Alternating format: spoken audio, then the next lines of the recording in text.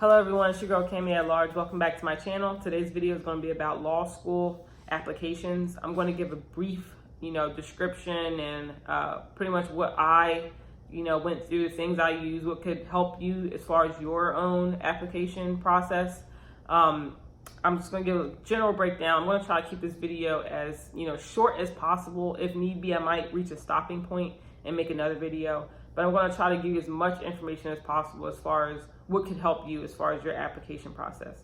So let's get started with your applications. You're going to want to at least be, mostly done before you take the LSAT. Because like I did, I waited the day I got my scores back. The next day, I sent in my applications. So you're going to want to have most of this done before you get your scores back. So you should definitely be getting started on it 6 months to a year out. It can't help just to be prepared. So you're going to want to sign up for to the LSAC website, which is Law School Admissions Council website. And you don't have to. I know some schools still allow. Maybe most schools, I'm not sure, still allow you to go the traditional route and mail in your applications and do the paper route. It's just easier for the LSAT website because then you'll have to sign up for the CAS, which is the Credential Assembly Service.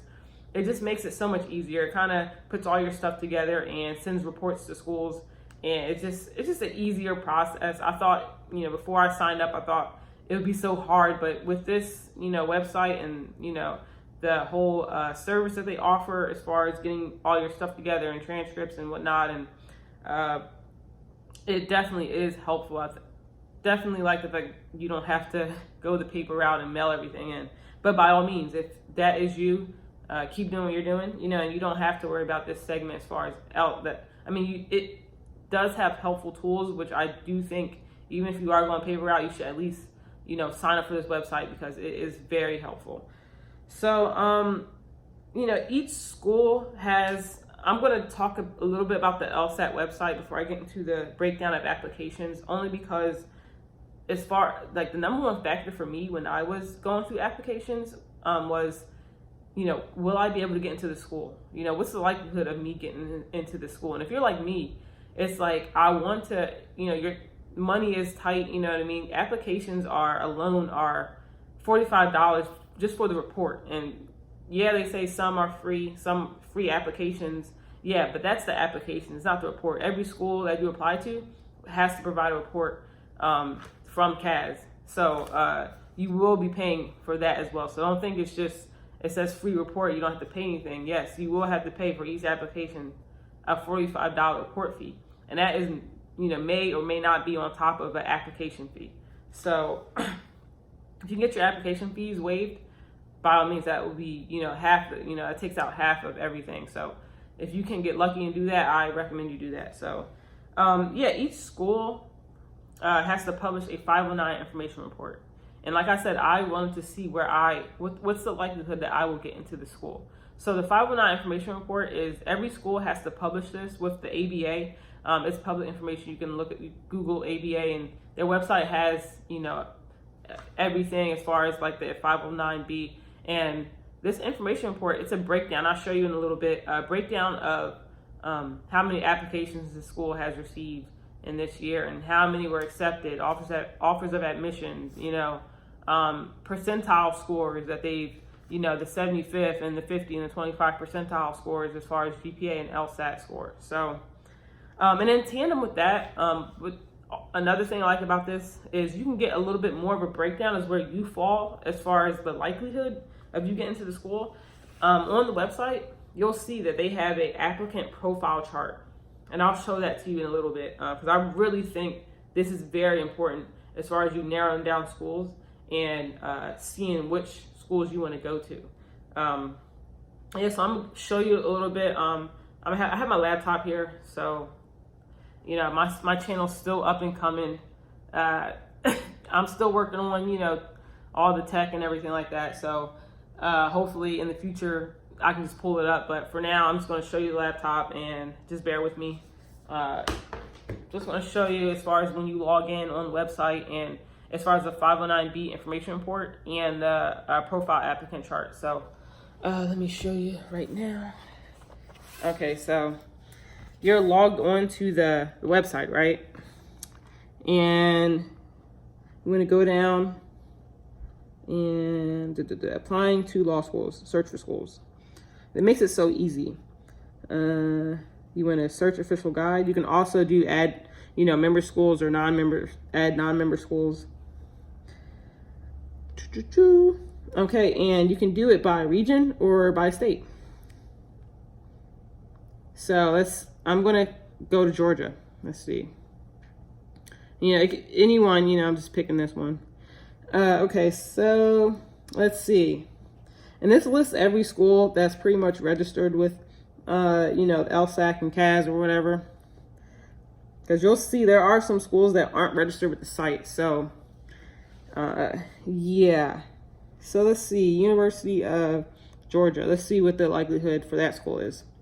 So each school, once you get on here, every school has this tab, ABA data, right? So you'll go in here, and some schools will give you a whole detour, but thankfully this one has it right on their website, right as soon as you click on it. So like I said, you'll see right here, offers of admission, acceptance rate. You see that as far as the LSAT and GPA, and that can kind of give you as far as, in demographics down here, yeah, definitely take the time out, while you have it to go through this and see where you fall into. This is kind of a general scope, but if you want to get a little bit more in depth, just go back to this page here and go all the way down, and you'll see right here, applicant profile. It's like a application grid or whatever they're calling it. You'll see for this school, on the horizontal axis, you have the GPA, and on the vertical, you have the LSAT score, right? Okay, so let's say I have a 150, and my GPA was 3.0, okay? So 150 and 3.0 to 3.24. You'll see right here, apps, they got 63 apps. As far as admitted, 0. So that if you got this, you had this GPA and this LSAT score, the likelihood of you getting into the school is very minimal. However, you go over to the next tier, someone had the same, between the same scores with the same GPA, and one person got accepted. And that could be as simple as maybe their applications were a little bit better than some of these people, it could be all sorts of factors.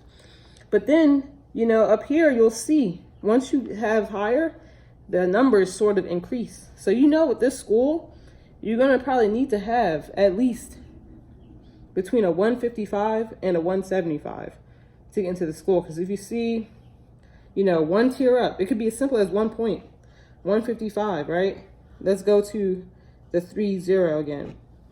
One person got accepted. It had more applications, and one person got accepted.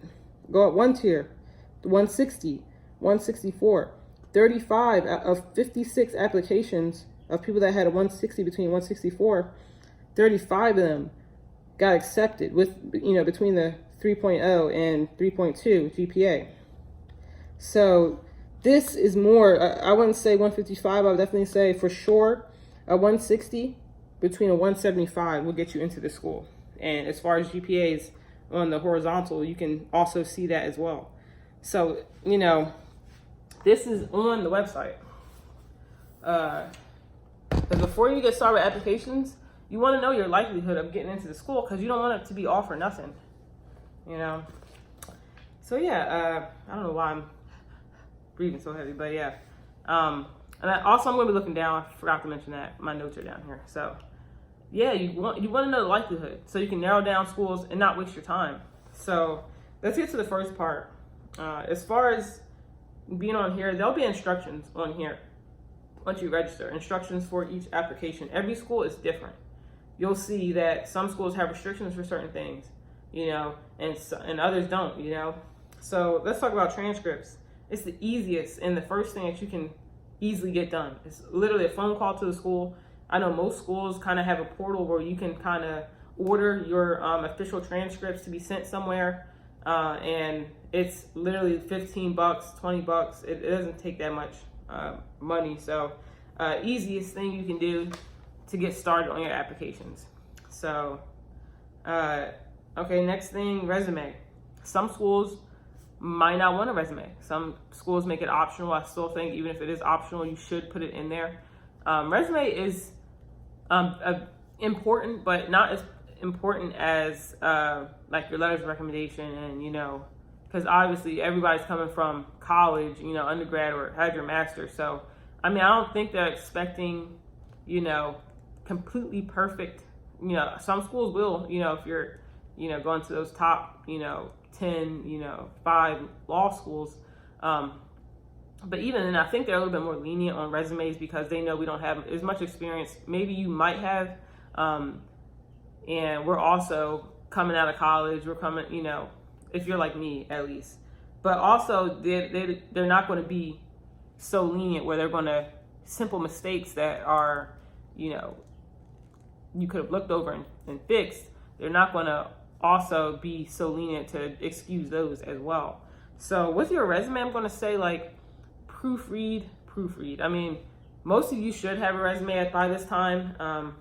I know most schools, most colleges offer some sort of resume writing class or course. I know if you're military like me, on our base we have a fleet and family, and I'm not sure if that's a Navy thing, or I'm pretty sure each branch has a sort of the same thing, but as far as Navy, fleet and family, which they offer a resume writer course, which I went to, and it helped a lot. So if you're military, you definitely have that resource available to you.